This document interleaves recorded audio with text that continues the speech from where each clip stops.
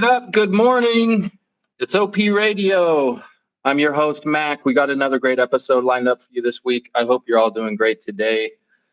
Before we have our special guest introduce themselves, I want to say hello to a colleague of mine, a fellow optimist, the notorious Kelvin Fichter. Good morning, Kelvin. How are you? Good morning, Mac. Good morning, Mac.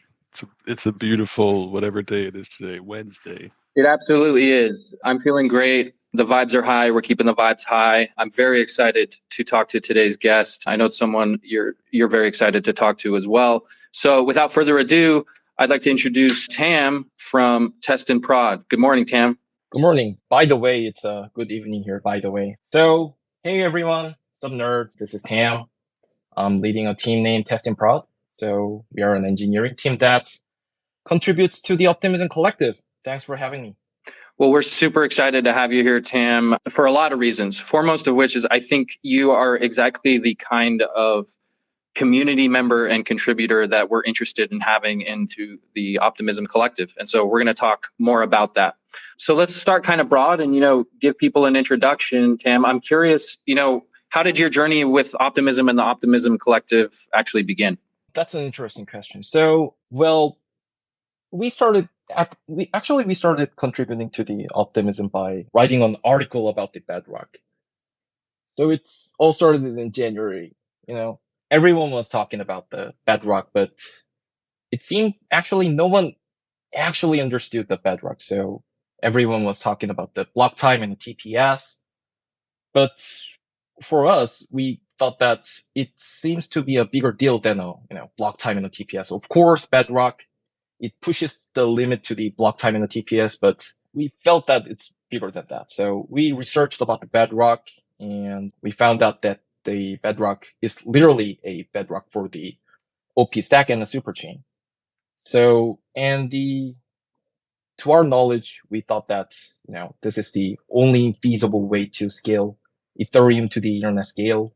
And at the end of the day, we thought that, wow, this is the technology that literally can build the next internet. So we thought that, no one actually knew bedrock except for the OP Labs that we thought like that. So we thought that it's not about the block time and the TPS. We thought that it's about the modularization. It's about changing the Optimism code into the rollup framework. So at the end of the day, it's about the superchain, which is connecting the rollups that are made out of the rollup framework. So we wrote an article.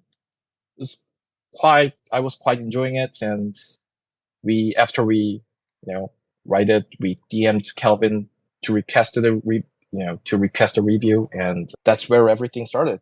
Yeah, you wrote this great mirror post, Tam. You really, I'll just say you got it. Like you said, you didn't really focus on the gains in transactions per second, but you really understood that the fact that the Bedrock is this future-proof, future-forward upgrade that has modularity. And that's where you saw the promise there. Yeah, that's correct. So we thought that because of the modularity, we thought that there could be a lot of people that contributes to the optimism. Nice. Okay, so you started researching Bedrock. You realized, there might be something here. And at that point, I think you reached out to Mr. Fichter. Is that right? That's right. I would love to hear how that interaction went. Did you just slide in his DMs? Yeah, I literally DM'd him. I never met him and I didn't know him, but I just DM'd him. And what did you say? I will read line by line. Wait a second. I'm searching it. So I said, wait a second. I just asked him about, first of all, can you review this article? We wrote an amazing article that explains Bedrock. I said, hey, Kelvin, I wrote an article about Bedrock, OP Stack, and a superchain. Can you read it and leave feedback? And it would be very honorable for me as an Optimism fanboy. Also, your positive impact inspires me very much. Thanks and respect. That's the first message that I sent to Kelvin. And then Kelvin responded with, "This is great. Nice work. Have you tweeted it? I can give you a retweet." Okay, perfect. And then, but at some point, I believe you asked Kelvin, what would you recommend if we were to work on anything in the Optimism ecosystem? What would you recommend we do? Is that right? Yeah, that's right. And that brings us to op-erigon, right? And that's what you settled on and ended up building. Yeah, that's true. At first, we proposed another topic to Kelvin, but Kelvin said that, whoa, that's not the topic that you should do right now. You should do this. And that was op-erigon. And I'd love to hear from Kelvin why that was the case. And, we're going to talk about the importance of client diversity here. So let's just get right into it, Kelvin. Why was op-erigon the thing that you thought Test and Prod should work on?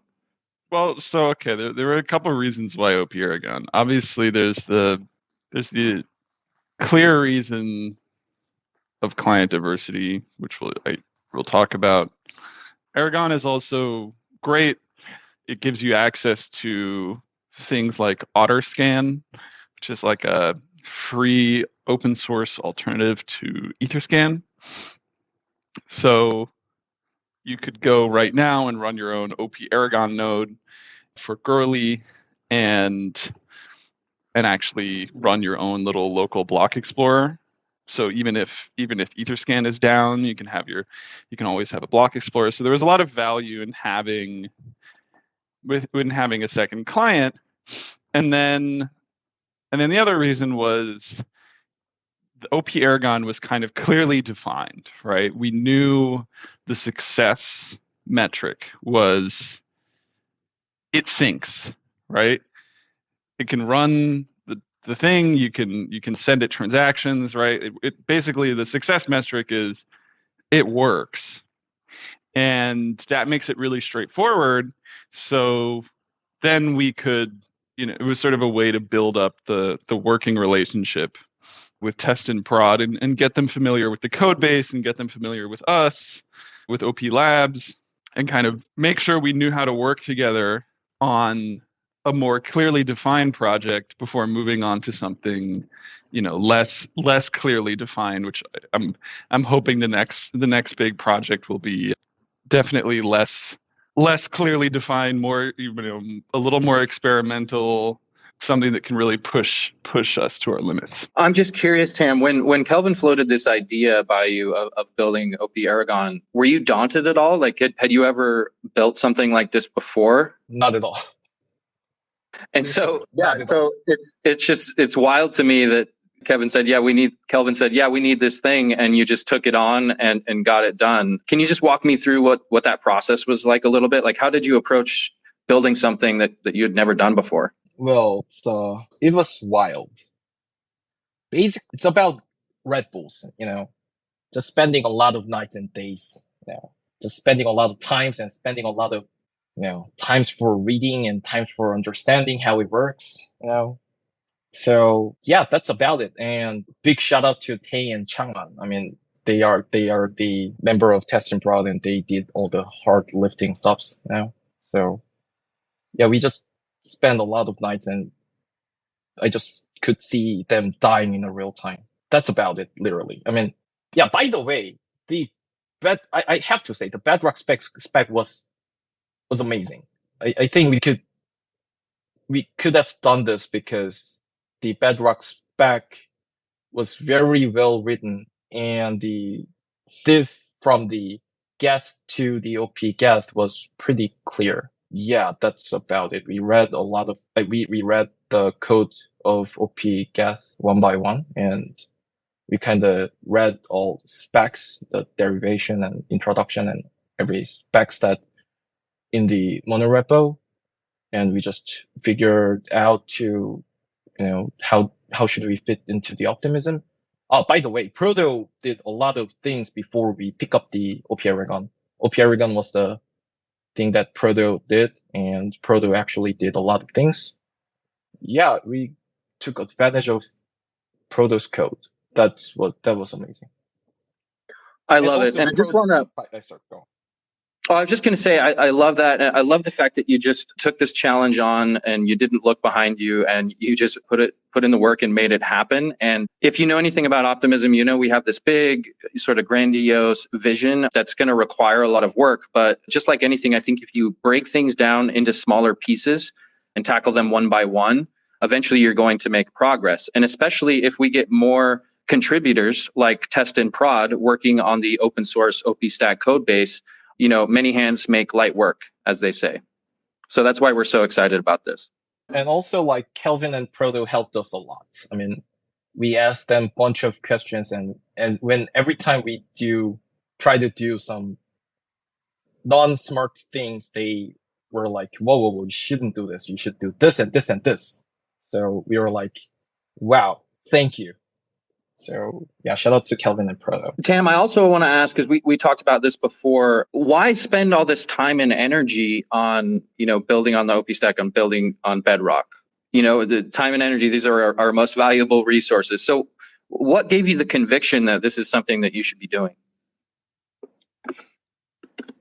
That's a great question. Like I said, so to our knowledge, we kind of thought that this is the only feasible to us, a feasible way to, scale Ethereum to the internet scale. So, and the reason why we thought it's feasible was that because we, thought that OP Stack Superchain and the collective approach were very, very simple, pure, and made sense. That's about it. So we just wanted to, we just couldn't miss the opportunity to build something that matters to the next internet. That's about it, I guess. Can you talk a little bit more about that next internet? Like, why is that important to you? What's wrong with the current internet? All right. So the next internet. So the next internet that we and the whole crypto community, I guess, think of is a cyberspace which is not fully owned or controlled by a certain entity. So, the internet became a space where we spend the majority of our time.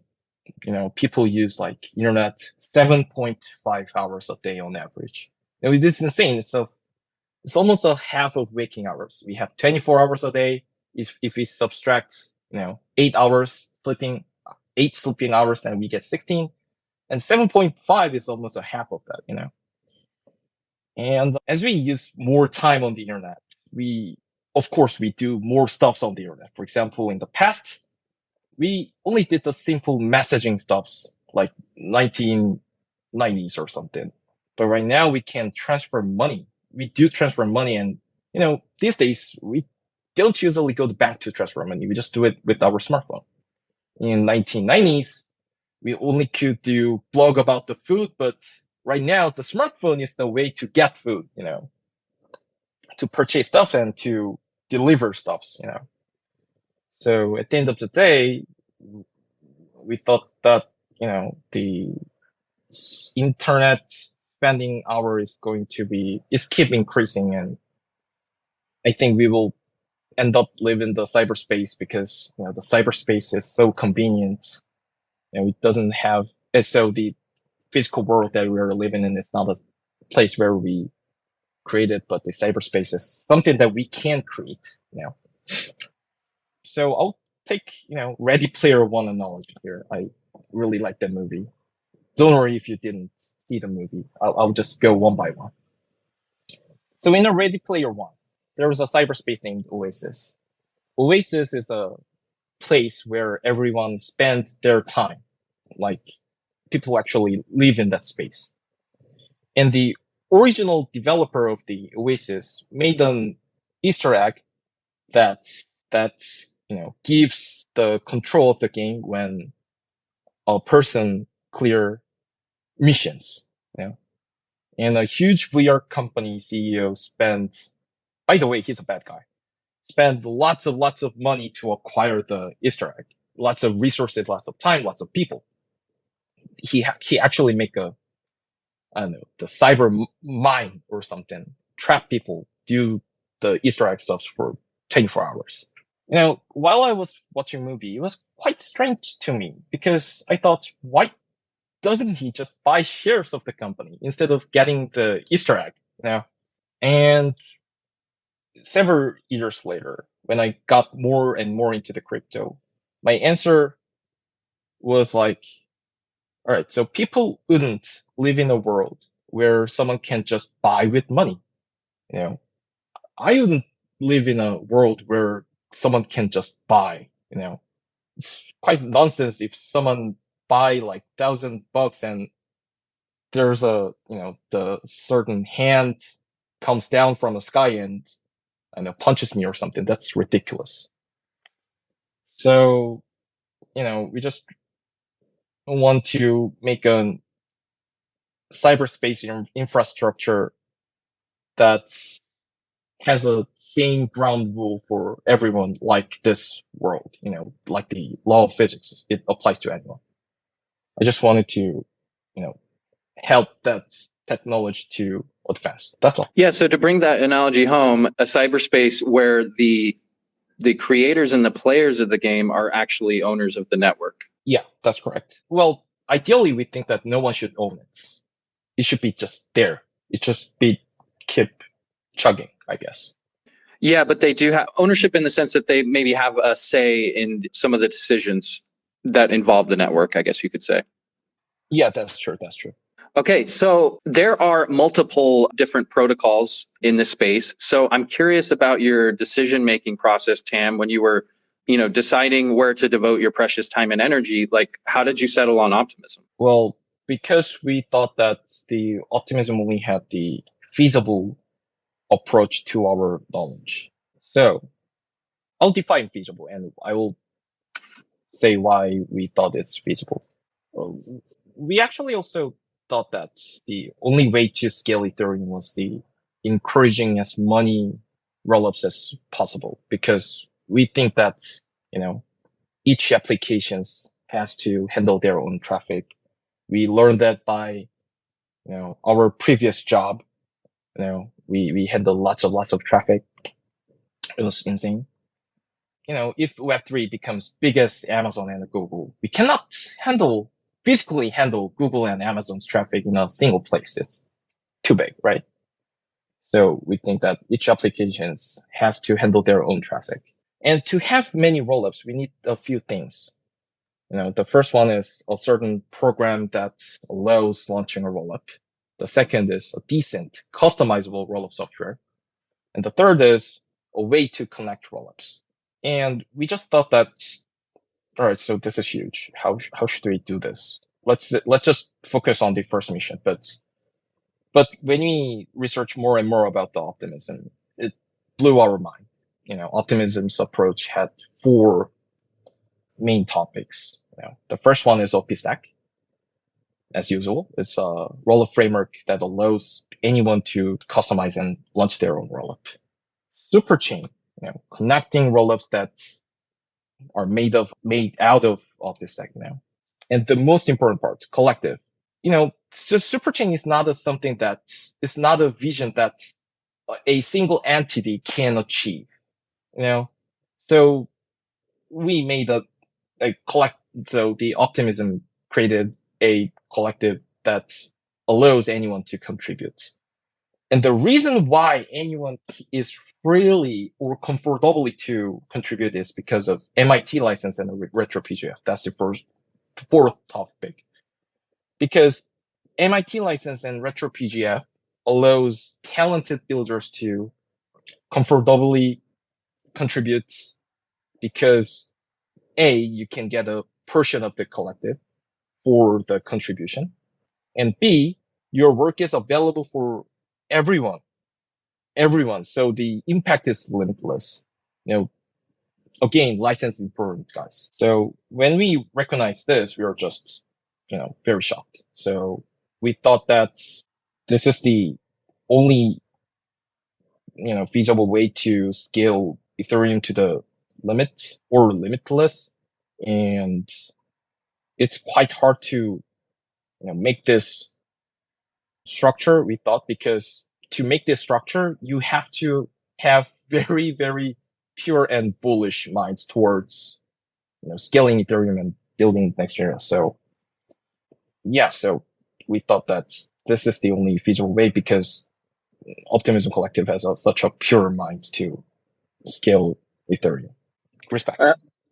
I want to highlight something that I learned actually in the course of our conversation, Tam, which is this distinction between a business source license and an MIT open source license that I didn't know before. So the OP-Stack is 100% fully open source MIT licensed. And, I'm not a software developer myself, so I didn't understand the importance of this distinction. Did you already know that coming into this process, that there were that sort of there's a spectrum of open source? Yeah, I knew it before because we learned it from MariaDB, but I just learned it by line, word by word, but I didn't know what it actually meant when we built the software. And I would love to hear, just in your own words, what it means to you, or what the difference between those two terms are. Okay.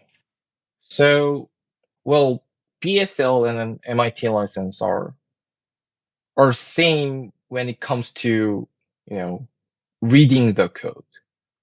But using that code or, changing that code, it's different from there. So the BSL license is basically saying that I own this code and you can read the code, but you cannot freely use or redistribute or change the code without my permission. I'm going to sue you, not sue, but something bad is going to happen to you if you break the rule. And the MIT license is just basically saying that if you give credit to me, saying that the code owner, the original code was written by me, it's free to do whatever you want. So let's say hypothetically there's a rollup that has a BSL.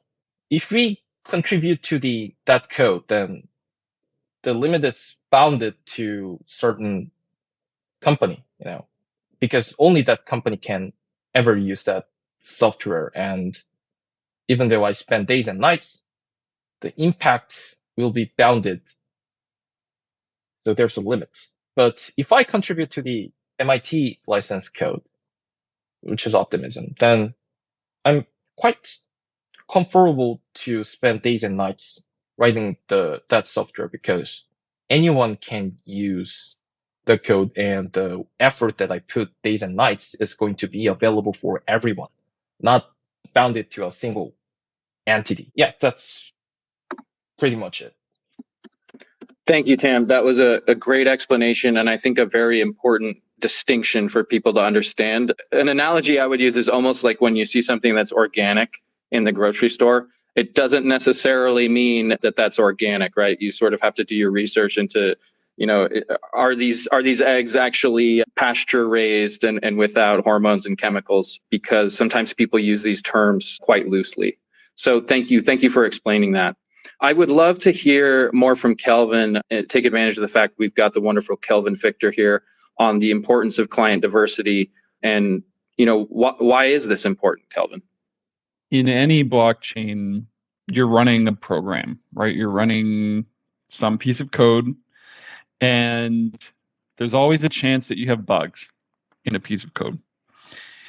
Probably the single most important thing behind client diversity is the fact that it gives you a hedge against bugs in any individual piece of code, right?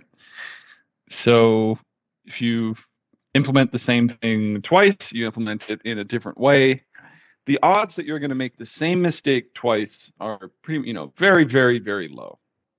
And so if you don't have client diversity, then a bug in your single client is less of a bug, and it's more just sort of reality. It becomes reality. The most important thing here is that if you have two clients, the chances of having that same bug twice is essentially close to zero. And instead of a bug becoming reality, it's sort of just a bug, and you can resolve the conflict. The other really important thing, just to clarify, or really hammer that point home about security, a fault proof or a ZK proof when it comes to a rollup is really just enforcing the correct execution of whatever program you give it. So if you give it a program that has a bug in it, the fault proof isn't going to save you. The fault proof is just going to say, or the ZK proof is just going to correctly show that the bug executed. So fundamentally, client diversity is a critical part of securing these systems.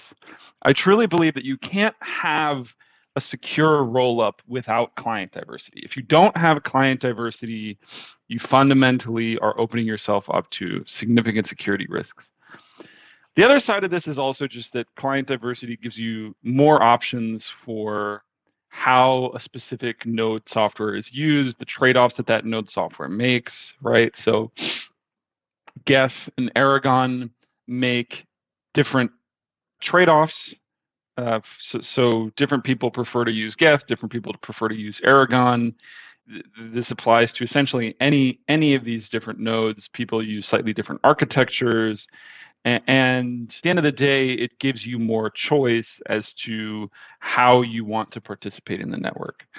But I still feel like the most critical thing here is I fundamentally don't believe that you can have a secure rollup without client diversity. And it just also happens to be really useful that different rollup clients or different clients have different different properties, not just security properties, but just different usability properties that some people might prefer over other clients. I thought that was great, Kelvin. And I'm curious, it seems like the conversation on crypto Twitter and in these circles that I know you travel in seems to always focus on the fault proof. But if I understand what you're saying correctly, it's like you can focus on that and that can be all good. But if you don't have this client diversity and you got a bug in your execution client, it almost doesn't matter if the fault proof is in place. Is that right? Yeah, that's 100% correct, right? The fault proof is going to execute whatever program you give it. And so you better be damn sure that the program you give it is correct. And if you're not sure that the program you give it is correct, if you're not sure that there's not a single bug in your program, what you generally want is you want to give it multiple programs. And you want it to basically say, hey, all of these programs need to agree. And if one of the programs doesn't agree, right? So let's say we have Geth and we have op-erigon.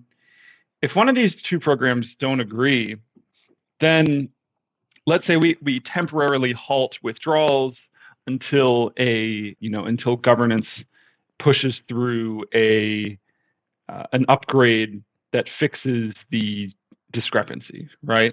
And that's much safer than just having one fault proof and hoping that the program that you give it doesn't have a bug in it. Because if the program does have a bug in it, then you're always essentially going to need this weird backdoor of a what people typically call this like security council thing, which is just really a multi-sig backdoor that says I can upgrade immediately in order to protect the system from a bug in the client. But the whole point is we want to get rid of this immediate upgrade mechanism because it creates a huge security hole in itself. It means you're trusting a multi-sig, which is not the point. So we want to get rid of the immediate upgrade mechanism. If we want to get rid of because again, it's worth noting that the security of a system always comes down to its weakest link. And if you have a multi-sig, the security of your system is the security of that multi-sig, right? That's generally going to be the weakest link. And so if you want a true roll-up, if you want a system where the fault proof matters or the ZK proof really matters, then you need to get rid of this multi-sig. And the only way to do that is with client diversity. Calvin, at the risk of oversimplifying this, I almost think of it as, you want to secure your house. And so you have a deadbolt on the front door and maybe you have a German Shepherd that's guarding it and you leave the house, but you left the back window open. And so someone can quite easily just get right in. Yeah, exactly. And it's like you left the back window open because you were afraid you were going to lose your keys, right? You left it open on purpose because you knew,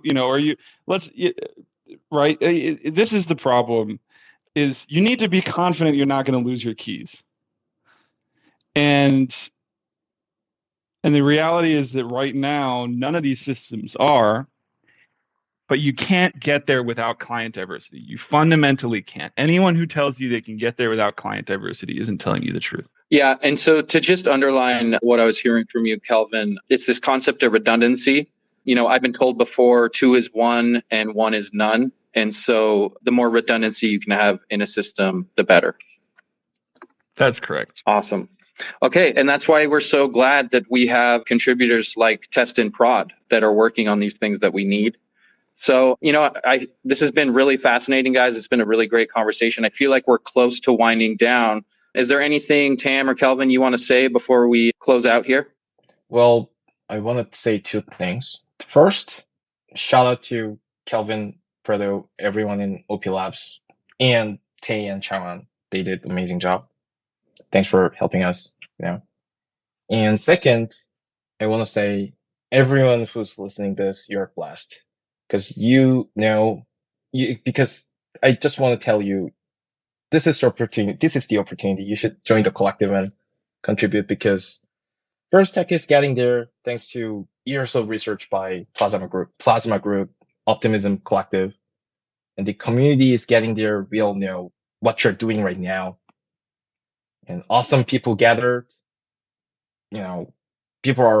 People in here are so talented, capable, nice, and pure.